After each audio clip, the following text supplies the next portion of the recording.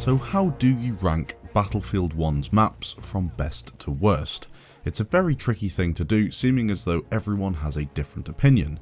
This video is almost certainly going to annoy a lot of people, and I'm 100% sure that you all won't share my opinion.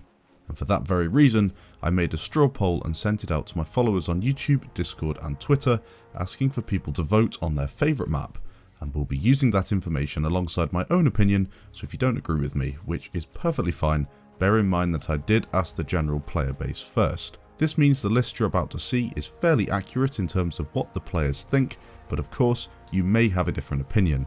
I'd therefore love it if you could leave your top 3 maps and worst 3 maps from Battlefield 1 down in the comments for me to take a look at and compare to my own list.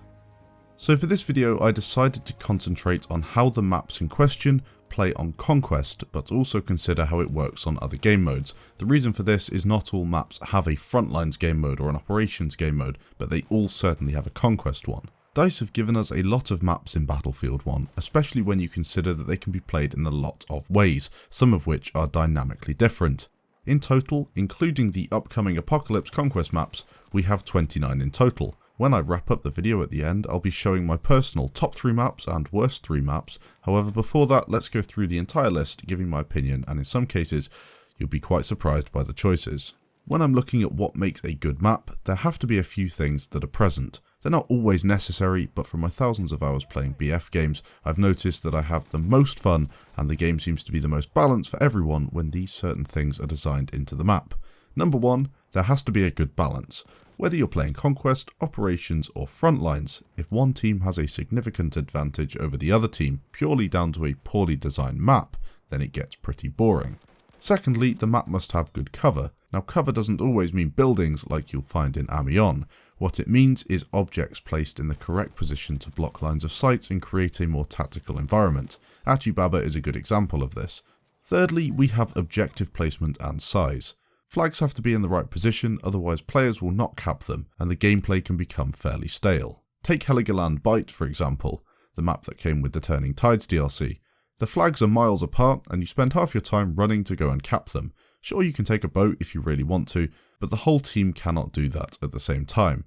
For me, that's what holds maps like Heligoland back. It's fairly boring running backwards and forwards from flag to flag, and it leaves you fairly exposed when doing so. Finally, we have replayability. I'm not sure what it is, but sometimes maps just have that good feeling about them that makes you want to go back and play it again and again. Having a map that hooks you in because of those only in Battlefield moments is half the battle when creating a good map. Let's kick things off with the top tier maps. These are the maps that the community voted for in large numbers, and it is very clear to see that they are the favourites. The community, after more than 500 votes on my straw poll, voted for Amiens as their favourite map with 24% of the total. This was by far and away the favourite map in BF1. In second place we have St Quentin Scar with 12% of the votes, and then in third we have, surprisingly, Fort de Vaux with 9%. I was surprised seeing Amiens run away with it, although I really do enjoy the map myself and personally think that it is the best all-round Conquest map in the game. It was kind of weird to see a single map run away with it, but again, as I said, I'm not that surprised. St Quentin Scar is a well-known fan favourite, so there's no surprise about that one, but Fort de Vaux, people must really like the crazy nature of that map, and as it's a DLC map as well, it was doing fairly well to get up into that top 3, as not everyone owns it. Next up we had Sinai Desert and Ballroom Blitz with 7% each. These ones I'm not so sure about. They're okay maps, but certainly not my favourites. Baba was next with 6%, and as this was in the newest DLC, I was quite impressed. It's certainly one of my favourite maps. Finally, with 4% of the votes we had Argonne. Many people have a love-hate relationship with Argonne, but personally I enjoy it. The main problem for me is the way you get stuck on rocks and trees all the time and the shotgun spam. But apart from that, I have worked out ways to avoid getting wrecked by shotguns, so it can be quite enjoyable. Now let's move on to the mid-tier maps. These are the maps that got quite a few votes each, but didn't really show that much in terms of overall percentage. Coming in with 3% of the total votes were Suez, Heligoland Bight, Soissons and Nivelles Knights. All pretty decent maps, although I would say Nivelles is especially awesome if you play it on Frontlines. I'm surprised people enjoy Suez so much, but then again DICE did redesign the map looking to make it more enjoyable. I'm sure if we did this poll maybe a year ago, Suez would have ranked right at the bottom. Heligoland is a new map, so I guess people are enjoying it. I'm not really a fan of Heligoland in all honesty, although I have played it a fair bit on Conquest. It does provide some decent moments around the D flag, but overall, not a massive fan.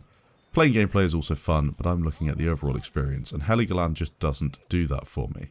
Next up in the list we had Zeebrugge, Monte Grappa, Foul Fortress and Prise de Tahur. I'm surprised not many people voted for Zeebrugge, as it's one of my favourite maps on the game. If you removed all the vehicles and kept it as an infantry only conquest map as opposed to a vehicle free-for-all conquest assault mode, I feel as if people would really fall for it, but as it is, it's just an okay map. The hardcover on the map for infantry engagements is great, but there isn't much you can do about an airship dropping a bomb on your face. Can't really argue with Monte Grappa or Foul Fortress. Both these maps are decent for longer range fighting, and people do love their snipers in BF1. Prise de Tahur is a good map all round, and personally one of my favourites when looking for dynamic infantry gameplay. Now let's look at the maps that didn't get much love at all. Verdun, Rupture, Lupco and Albion got 1% of the votes each. Not a lot of love at all, but I suppose they are all DLC maps and might not be played as much as some of the others in the vanilla maps. They also play differently, or at least some of them do, on the Operations campaign. From what I remember, Verdun is horrible on Operations, but there we go. I personally love Albion on Conquest as it offers good infantry and aerial gameplay, but I'm indifferent about the others. Next we had Empire's Edge, Giant Shadow, Tsaritsyn, Cape Hells and Galicia. These maps got a handful of votes between them, proving that they are not the maps people really enjoy playing that much at all. I personally kinda like Tsaritsyn, but Empire's Edge, Giant Shadow, Cape Hells and Galicia are not maps that I choose to play at all. Of course there will be exceptions, and a few people did actually vote for them, meaning there are some people out there who really like them. However, in the grand scheme of things, 1 or 2 votes out of 500 shows they are not popular at all.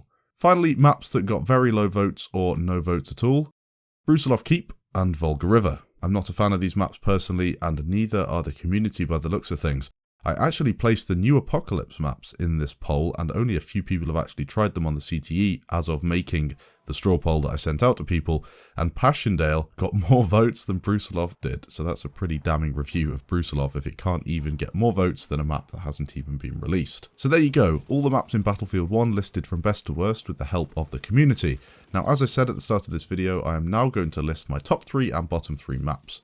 This is a personal preference, and again, make sure you leave your top and bottom 3 in the comments down below. So the top 3, I would choose Amiens, St. Quentin-Scar and Achibaba.